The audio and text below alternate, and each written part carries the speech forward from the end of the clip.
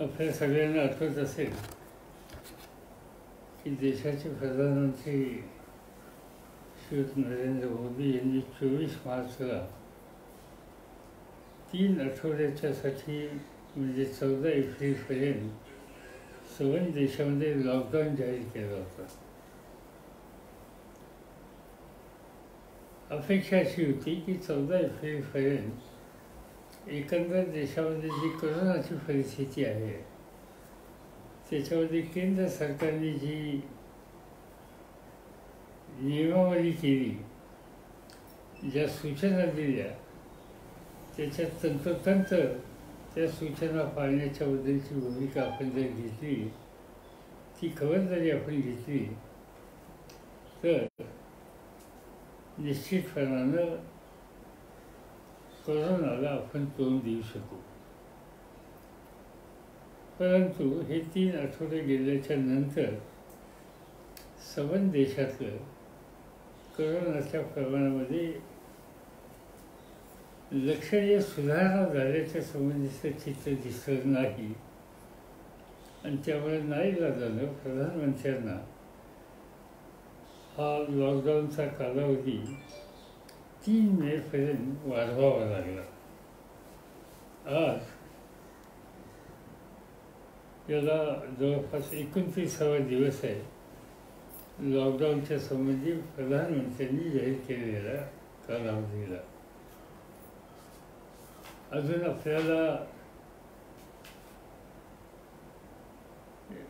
जो काही 3 मेपर्यंतचा दिवस जाहीर केला तिथपर्यंत जाण्याच्यासाठी जवळपास 12 दिवसांचा कालावधी आहे. या सगळ्या कालावधीच्या कालावधीत आपण जर काळजी घेतली, अगदी कुठल्याही परिस्थितीमध्ये पुन्हा याच्यामध्ये वाढ करण्याच्या संबंधीची यत्किंचितची स्थिती निर्माण नाही करायची, ही भूमिका आपण सर्वांनी मनोभावाने स्वीकारली तर उद्याच्या 3 मेच्या नंतर परिस्थितीमध्ये बदल होईल. जे काही नियमावली केलेली आहे त्याच्यामध्ये कदाचित शिथिलता आणण्याच्या संबंधीचे निर्णय प्रधानमंत्री नरेंद्र मोदी आणि राज्याचे मुख्यमंत्री श्रीयुत उद्धव ठाकरे हे करतील, याच्याबद्दल माझ्या मनात शंका नाही. आणि म्हणून ही आपल्या सगळ्यांची जबाबदारी आहे. आज काही चित्र दिसतंय संबंध राज्यामध्ये, देशामध्ये, आज सगळ्या जगामध्येच कोरोनानं थैमान घातलंय आणि त्याचे दुष्परिणाम मोठ्या प्रमाणात मृत्यू व्हायला लागले. अमेरिकेसारखा देश, जगातला धनिक देश, संशोधनाच्या संदर्भात, आरोग्य सेवेच्या संदर्भात अतिशय उत्तम सुविधा असलेला देश, निवास या संबंधीची चिंता नसलेला देश, चांगली घरं, 2 घराच्या मध्ये पुरेसं अंतर, अशी स्थिती असताना सुद्धा आज अमेरिकेसारख्या ठिकाणी असं दिसतंय की कालपर्यंतचे एकंदर मृत्युमुखी पडलेल्या लोकांची संख्या ही 40,683 आहे. इटलीसारख्या देशामध्ये 23,600 लोक मृत्युमुखी पडले. स्पेनमध्ये 20,852 लोक मृत्युमुखी पडले.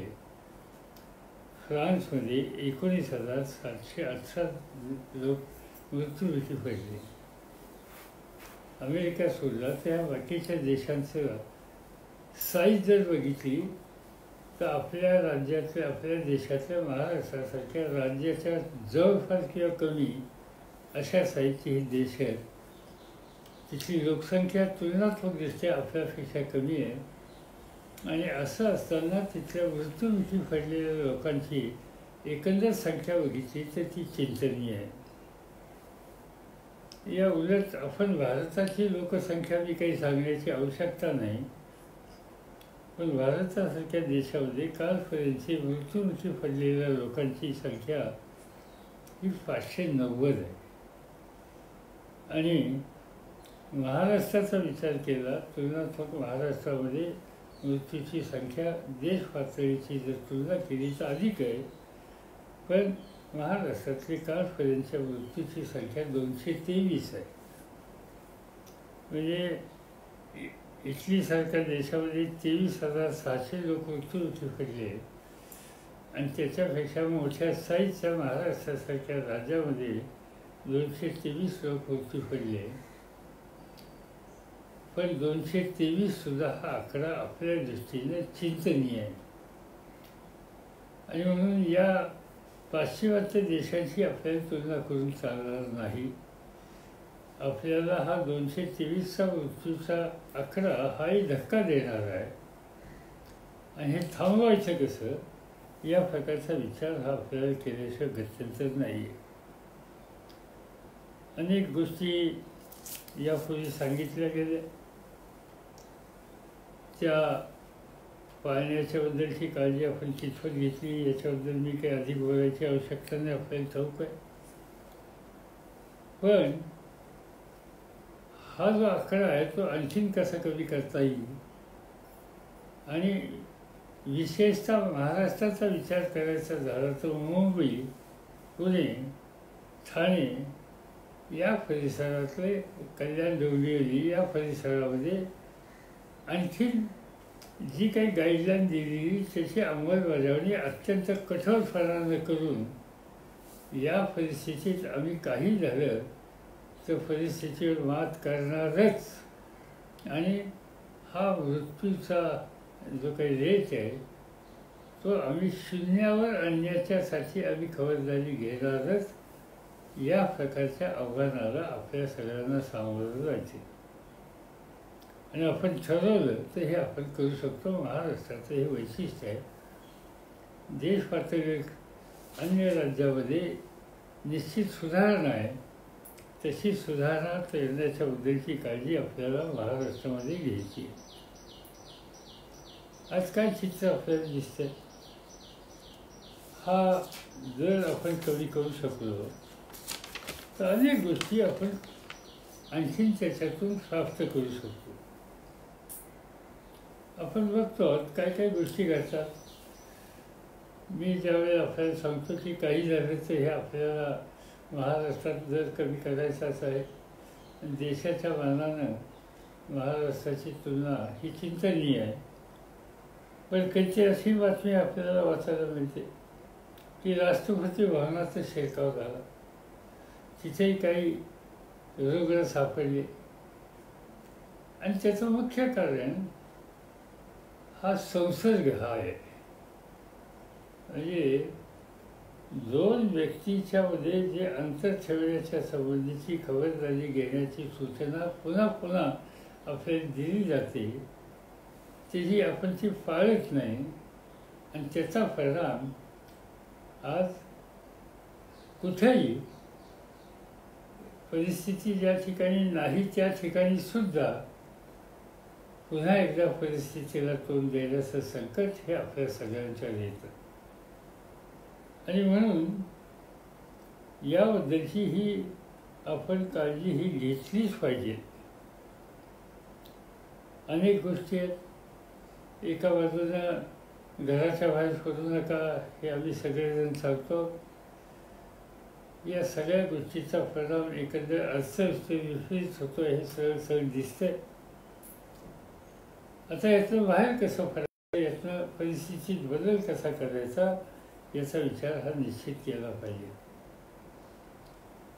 एका गोष्टीच्या संबंधी माझी माध्यमांना विनंती ही आहे की एकंदर मृत्यूचा जो आकडा महाराष्ट्राचा 223 असेल किंवा देशाचा 590 असेल हा चिंतनीय आहे. पण पाश्चिमात्य देशांची मगाशी मी सांगितल्याप्रमाणे तुलना केली तर आपण पाश्चिमात्य देशांच्या पातळीपेक्षा फार वरे आहोत असा निष्कर्ष काढायला हरकत नाही. पण म्हणून समाधान मानायचं नाही. याच्यातूनही आपल्याला कसं बाहेर पडता येईल याबद्दलची काळजी आपल्याला घ्यायचीच आहे. आता ही जी परिस्थिती आहे की मगाशी मी सांगितल्याप्रमाणे आता महाराष्ट्राचा विचार केला तर पुणे, मुंबई, कल्याण, डोंबिवली, ठाणे या परिसरातल्या एकंदर रुग्णांची संख्या किंवा मृत्युमुखी पडलेल्या लोकांची संख्या आणि सबंध उर्वरित महाराष्ट्राची, विशेषतः विदर्भ, मराठवाडा वगैरे या सगळ्या भागाची आपण तुलना केली तर फारच समाधानकारक चित्र बाकीच्या सगळ्या परिसरामध्ये आहे.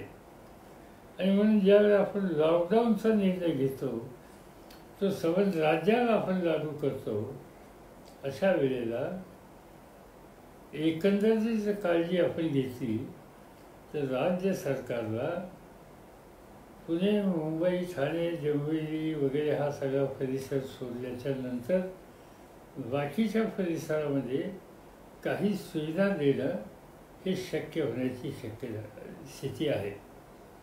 आणि त्या सुविधा याचा अर्थ जो अर्थव्यवस्थेवर विशेष परिणाम होणार आहे त्या अर्थव्यवस्थेला पुन्हा एकदा गती देण्याच्या संबंधीचं काम करता येईल. शेतीची कामं सुरू करता येतील, ही जी महत्त्वाची जी शहरं सांगितली औद्योगिक ती सोडल्याच्या नंतर अन्य ठिकाणी जिथं जे सरकारने झोन आखले त्या झोनमध्ये ज्याला परवानगी आहे अशा झोनमधले जे कारखाने आहेत त्या कारखान्यामध्ये ज्या काही गाईडलाईन दिल्यात कामगारांच्या बद्दलच्या त्या पाळल्याच्या नंतर त्या कारखान्याची कामं सुरू करता येतील, उद्योग सुरू होईल, व्यवसाय सुरू होईल, शेतीची मी आत्ता सांगितल्याप्रमाणे कामं सुरू होतील, हळूहळू व्यापार सुधारायला मदत होईल. आणि हे सगळं जर आपण केलं तर अर्थव्यवस्था सावरण्याच्या संबंधीचं एक मोठं आव्हान जे आपल्या सगळ्यांचं समोर आहे ते आपण निश्चितपणानं गाठू शकतो, त्याच्यात यशस्वी होऊ शकतो. आणि म्हणून माझी माध्यमांना सगळ्यांना विनंती आहे, आपल्याला विनंती आहे की संकट आहे पण संकटाच्या संबंधी आपण निगेटिव्ह विचार सोडून देऊया.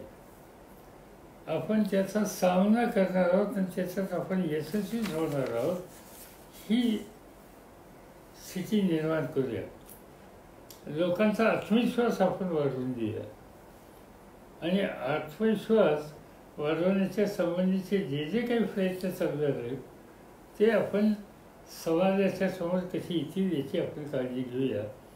आणि म्हणून बातम्या ह्या भीती निर्माण करणाऱ्या नको, तर बातम्या हा दिलासा आणि आत्मविश्वास वाढवणाऱ्या या असण्याच्या बद्दलची गरज आहे.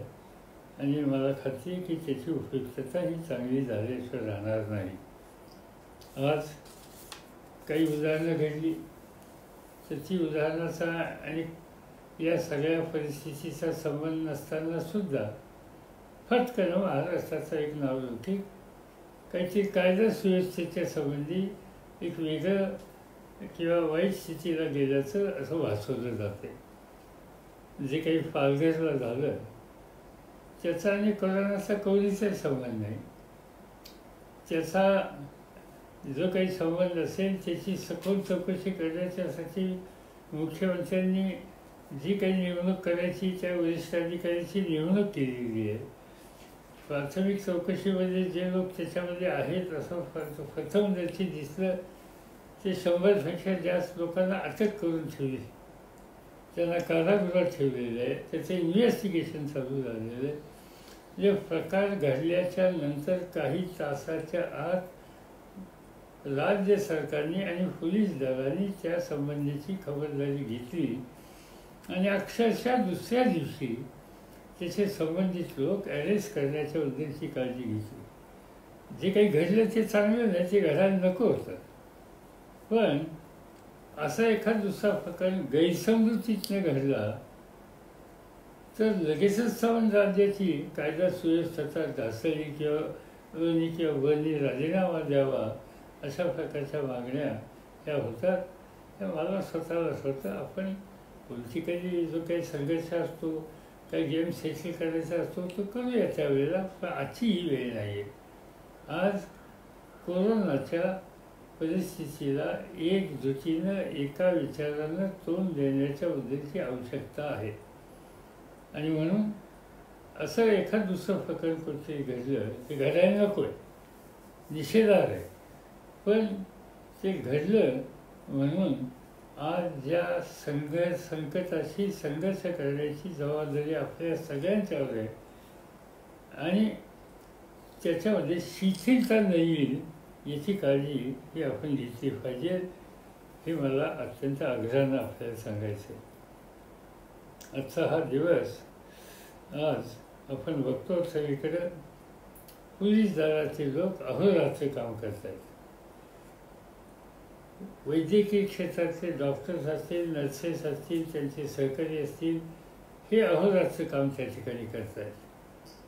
याशिवाय शासकीय यंत्रणेतले सुद्धा काही घटक आज जवळपास 10% लोक मंत्रालयामध्ये किंवा अन्य ऑफिसेसमध्ये यायला लागले, तेही जीवावर उदार होऊन या ठिकाणी कामामध्ये सहभागी झालेले आहेत. आणि कारण त्यांना देशाची स्थिती सावरायची आहे, राज्याची स्थिती सावरायची आहे, तुम्हाला मदतीला जायचं आहे.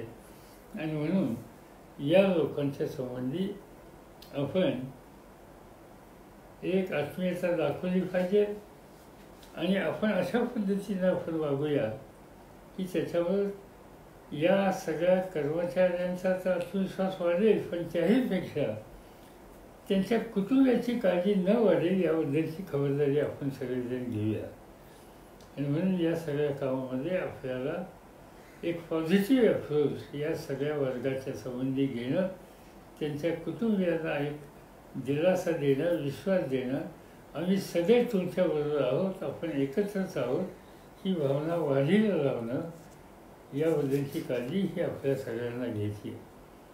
महाराष्ट्राच्या प्रशासन यंत्रणेच्या संबंधी मी अनेकदा बोललो आहे.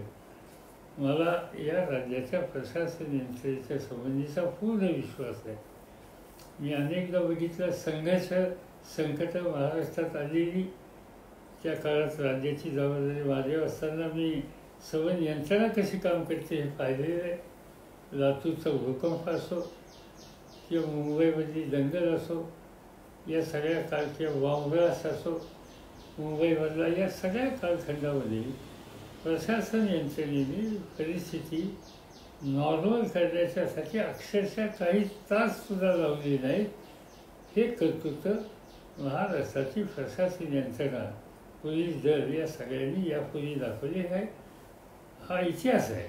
आणि त्यामुळं या सगळ्यांचा आजही या परिस्थितीवर मात करण्याच्यासाठी जे काही प्रयत्न चालले, त्या प्रयत्नाच्या पाठीशी आपण त्यांच्या उभे राहिलं पाहिजे. 21 एप्रिल या दिवसाचं मला मुद्दाम स्मरण होतं. 21 एप्रिलला देशाचे पहिले गृहमंत्री सरदार वल्लभभाई पटेल यांनी आपल्या देशातली एक प्रशासकांची, सिव्हिल सर्व्हिस प्रशासकांची पहिली बॅच ही बाहेर पडल्याच्या नंतर त्यांना मार्गदर्शन करण्याच्या संबंधीचं काम सरदार पटेलांनी याच दिवशी केलेलं होतं. आणि त्यावेळेला त्यांनी सांगितलं होतं की या देशाच्या प्रशासन यंत्रणेच्या समोर मी आज पहिल्यांदा बोलतो आहे, मला तुम्हा सगळ्यांच्याबद्दलचा आत्मविश्वास आहे. आज या तुम्हा सगळ्यांच्या माध्यमातून देशाची सिव्हिल सर्व्हिस ही या देशाच्या प्रशासनाची स्टील फ्रेम होईल, स्टील फ्रेम ऑफ इंडिया असा उल्लेख त्यांनी त्या ठिकाणी केला होता. आणि तो दिवस 21 एप्रिलचा म्हणजे आजचाच आहे. आणि म्हणून सरदार पटेलांच्यासारख्या एक अतिशय नोंद अशा प्रकारच्या प्रशासनाने ज्या प्रशासन यंत्रणेला एक दिशा दाखवली, त्यांच्याबद्दलचा आत्मविश्वास व्यक्त केला आणि त्या यंत्रणेचा दिवस साजरा करण्याच्या संबंधीची प्रघात त्यांनी पाडला, आज तोच दिवस आहे. आणि मला खात्री आहे की सरदार पटेलांच्याकडून जो विचार, संदेश प्रशासन यंत्रणेने तेव्हापासून गेला आहे, तो आधीची परंपरा आजच्या पिढीतल्या प्रशासन यंत्रणेच्या मनात आहे, हे मला स्वतःला अनेक वेळा पाहायला मिळतं. आणि तो आजच्या दिवशी मी प्रशासन यंत्रणेचं अभिनंदन करतो. ते या सगळ्या कामात ज्या पद्धतीनं कष्ट घेतात त्याबद्दलची मी कृतज्ञता व्यक्त करतो आणि माझे 2 शब्द संपवतो. हेमंत सुपेकरांचं म्हणणं आहे की साहेब ऊसतोडणी कामगारांना घरी पाठवण्याचा निर्णय घेतला, ह्याबद्दल आपले मनस्वी आभार. हे कधीपासून सुरू होईल आणि काय नियोजन केले, आम्हाला थोडक्यात माहिती द्या. प्रत्यक्षपणानं त्या लोकांना ऊसतोडणी कामगारांना हलवण्याच्या संबंधीचं काम कालपासून सुरू झालं. ते साखर कारखान्यावरून त्यांना हलवल्याच्या नंतर त्यांच्या गावामध्ये लगेचच्या लगेच त्यांना प्रवेश देता येत नाही. त्याच्या बाहेर काही दिवस ठेवून त्यांची पूर्णपणाने तपासणी करून नंतर त्यांना ते गावामध्ये कुटुंबियांच्यावर पाठवता येईल. पण ती प्रक्रिया आता सुरू झालेली आहे आणि त्याच्यात विलंब लावायचा नाही ही भूमिका घेतलेली. साहेब नमस्कार. नंदकुमार गवारे, उस्मानाबाद. कुस्ती क्षेत्रातले पैलवान यांची जी जत्रेची दिवस, परंतु करोनामुळे सर्व जत्रा रद्द झाल्या असल्यामुळे वर्षभराची कमाई बुडली आहे. ह्याच्यात शासन काय करेल का, आम्हाला मार्गदर्शन द्या की आम्ही पैलवान म्हणून काय पुढे करू. असं आहे की या सगळ्या जत्रा आता बंद झाल्याची गोष्ट खरी आहे. म्हणजे अनेकांचे परिणाम झाले. आता कलावंत या सगळ्या जत्रेमध्ये जसं पैलवानांच्या संबंधीचं कुस्तीचं मैदान असतं तसं कलावंतांचे सुद्धा सांस्कृतिक कार्यक्रम हे याच्यामध्ये असतात, ते बंद झाले. म्हणजे ते तमाशा कलावंत असतील, वाघ्या मुरळी असतील, गोंधळी असतील, या सगळ्यांचेच हे कार्यक्रम थांबलेले आहेत.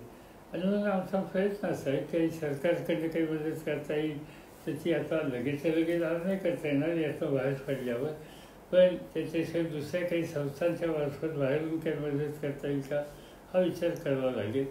आज महाराष्ट्र कुस्तीगीर परिषदाची जी संघटना आहे त्याचा अध्यक्ष मीच आहे आणि त्यामुळे साहजिकच आहे आम्हाला या पैलवानांच्याबद्दलचा काही विचार करावा लागेल. तर आम्ही असा विचार करतो की हे सगळं संपलं किंवा काही ठिकाणी या कुस्तीच्या दंगली आयोजित करायच्या आणि जिथे कारण महाराष्ट्रामध्ये सुदैवानं अनेक गावं अशी आहेत की याच्यामध्ये कुस्तीच्या संबंधी अतिशय आस्था आहे. तिथल्या त्या आस्था असणाऱ्या लोकांना एकत्रित करून अशा स्पर्धा आयोजित कशा करता येईल याचा विचार करायचा आणि त्याचा काही कार्यक्रम आखायचा. तो आखला तर या क्षेत्रातल्या लोकांना सुद्धा त्याची मदत होईल. सुरेश सूर्यवंशी, उमरज, कराड.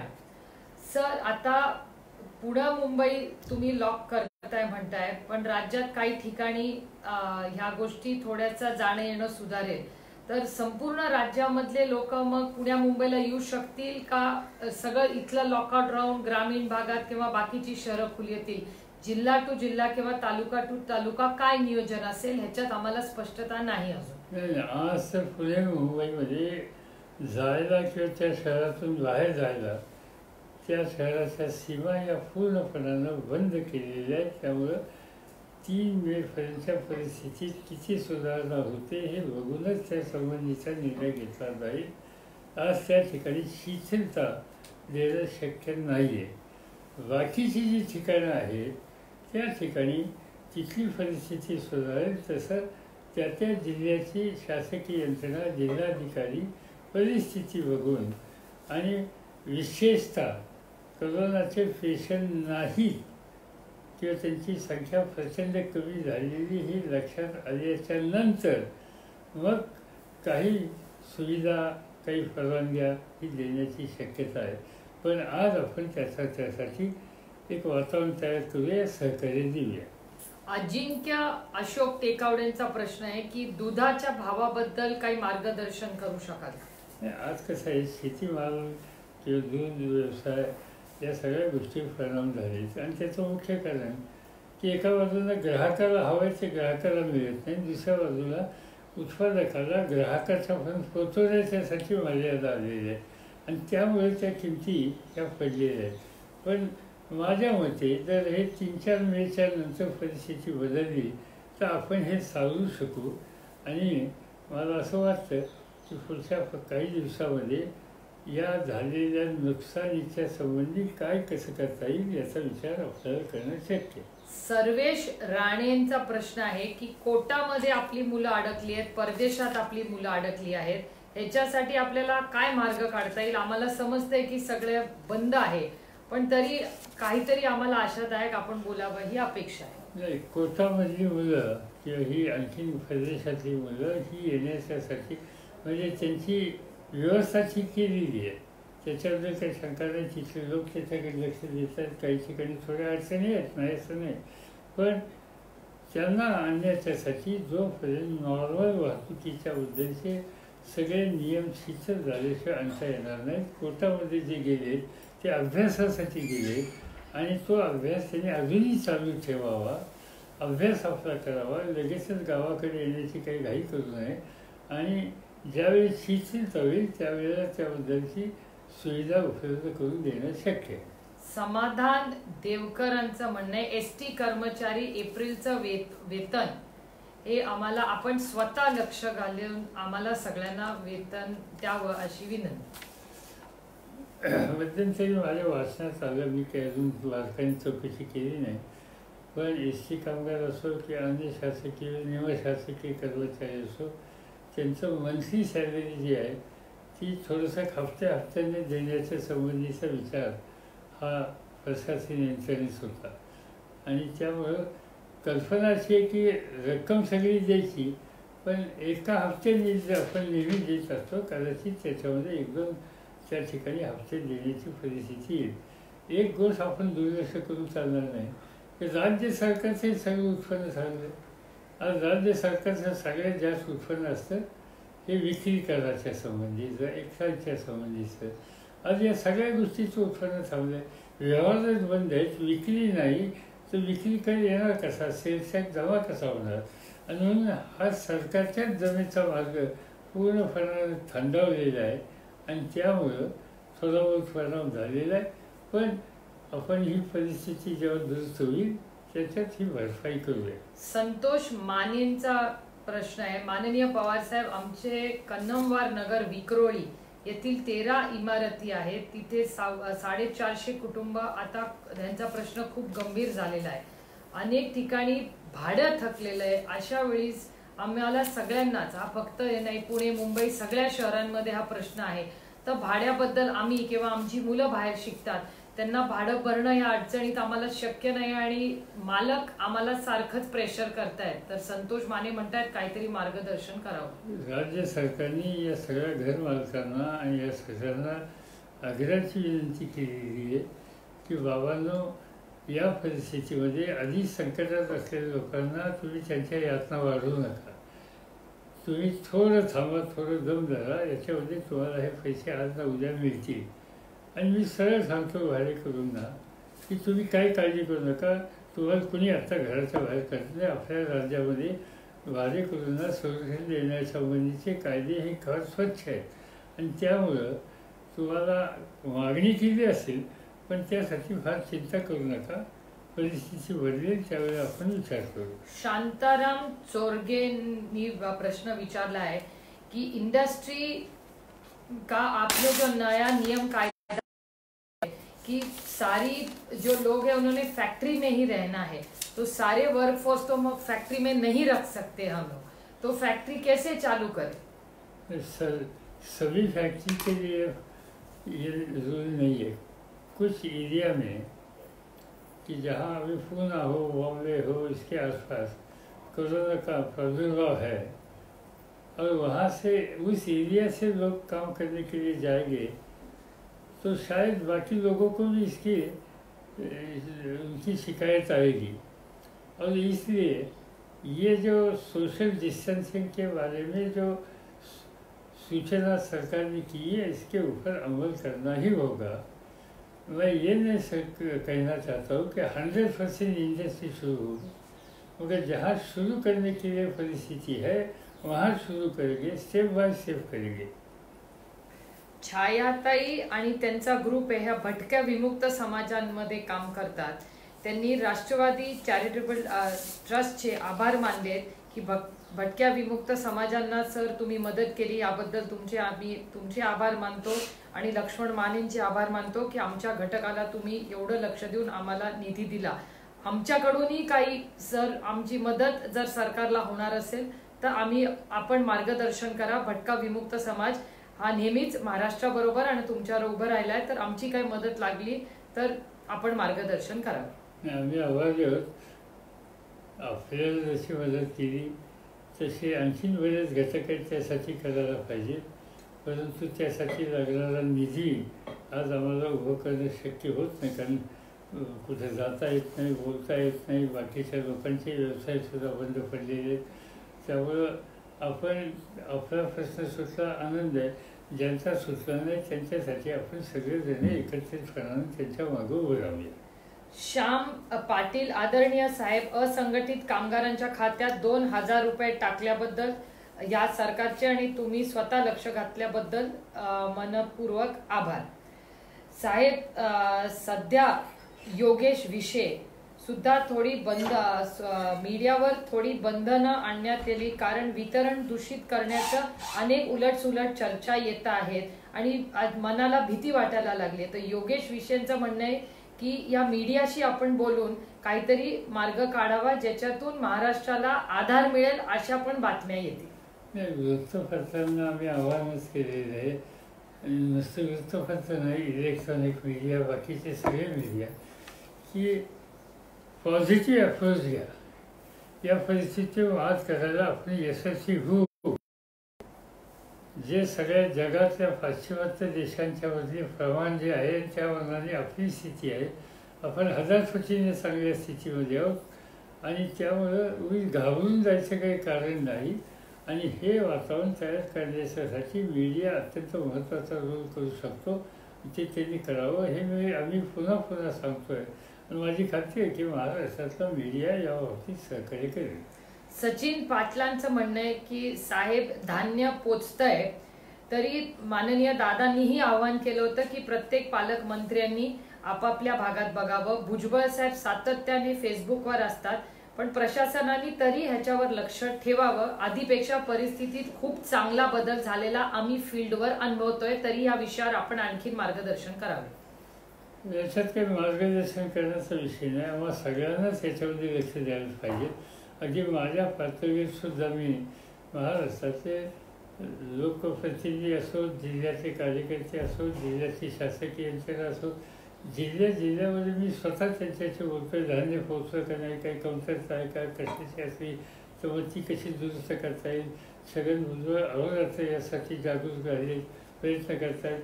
सुदैवानं महाराष्ट्राची प्रशासन यंत्रणा याच्यामध्ये अतिशय चांगल्या पद्धतीचे काम करते. मला एका गोष्टीच्या संबंधीचा उल्लेख या ठिकाणी मुद्दाम करायचा आहे.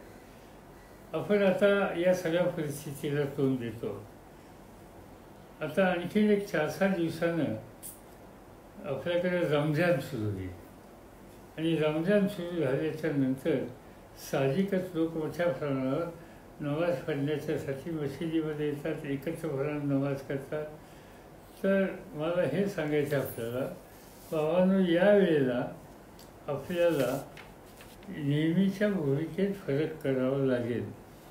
जसं लॉकडाऊनमध्ये आजपर्यंत आपण सगळ्यांनी, म्हणजे खास तौर पर हमारे मुस्लिम भाइयों ने लॉकडाउन के समय में जहाँ तक नमाज़ पढ़ने की बात आती है तब नमाज उन्होंने अपने घरों से ही नमाज पढ़ रहे हैं. अब वैसे ही रमज़ान में भी घरों में नमाज पढ़े और घरों में ही सेहरी और इफ्तार करे. मुझे अल्लाह या ईश्वर से दुआ मांगे और कहेंगे कि हम हमारे शहर में, हमारे राज्य में, हमारे देश में इस महामारी से हमें जल्दी से जल्दी मुक्त करो. इस तरह की प्रार्थना हम कर सकते हैं. मुझे मालूम है कि जब रमज़ान के दिन में बहुत से हमारे लोग शाम को या दोपहर को रोज़ा खुलने के बाद हज़ारों के संख्या में सड़क पर आते हैं, घूमते हैं. इस समय ये हम कर नहीं सकेंगे. जैसे लॉकडाउन में ये सब एरिया में लोगों ने बहुत सहयोग दिया, चाहे मुंबई शहर में मोहम्मद अली रोज़ा होगा, जहाँ माइनॉरिटी की आबादी है वहाँ के लोगों ने दिया. वैसे ही रमज़ान में भी वही हमें काम करना होगा। रमज़ान के लिए मैंने जैसे कहा कि अपने घर में ही आप नमाज पढ़ सकते हैं, वहाँ ही आप जो कुछ करना है वहाँ ही करिए, बाकी जगह पर मत करिए। ये सरकार की तरफ से आपको बाहर नमाज के लिए छूट दी नहीं है, और इसलिए आप सरकार को इसमें अच्छी तरह से योगदान दीजिए। वाफिज ने सलाह दिया है कि जब ऐसी परिस्थिति पैदा होती है तब बाकी लोगों को हम लोगों ने सहयोग देना चाहिए। मुझे लगता है इस तरह से आप इस समय सोचने की आवश्यकता है, और जो रोज़ा खोलने का समय है वो समय आने के बाद अपने घर में ही रोज़ा खोलने का काम करिए। मिलकर रोज़ा खोलने के लिए इस समय इकट्ठा होने की आवश्यकता नहीं है। मुझे पूरा विश्वास है कि इस देश की माइनॉरिटी की कौम ऐसी स्थिति में पिछले कुछ दिनों में जिस तरह से एक अच्छा सहयोग दे रहे हैं, वैसे ही सहयोग इस समय भी देगी। हितेंद्र ठाकूरांचा प्रश्न आहे, पोलीस, वैद्यकीय कर्मचारी व आत्मविश्वास सेवेतील कर्मचारी यांच्या कामाच्या ठिकाणी जाण्यास पालघर, कल्याण, डोंबिवली, कर्जत वगैरे भागातून यावे लागतं। वसई विरार पासून सकाळी 2 वेळा आणि संध्याकाळी 2 वेळा काही लोकलची सोय फक्त ह्या लोकांसाठी करता येईल का? नाही, ही सूचना चांगली आहे आणि मला ठाऊक आहे की हितेंद्र ठाकूर आणि त्यांचे सगळे सहकारी पूर्णपणानं त्या भागातल्या प्रत्येक प्रश्नात लक्ष घालतात, आणि त्यावर त्यांनी जी काही सूचना दिली ती रेल्वे मंत्रालयाकडे पाठवण्याचं काम आम्ही करू, आणि त्यातनं हे त्यांच्या प्रश्नाची सोडवणूक कशी करता येईल याच्यात लक्ष घालू।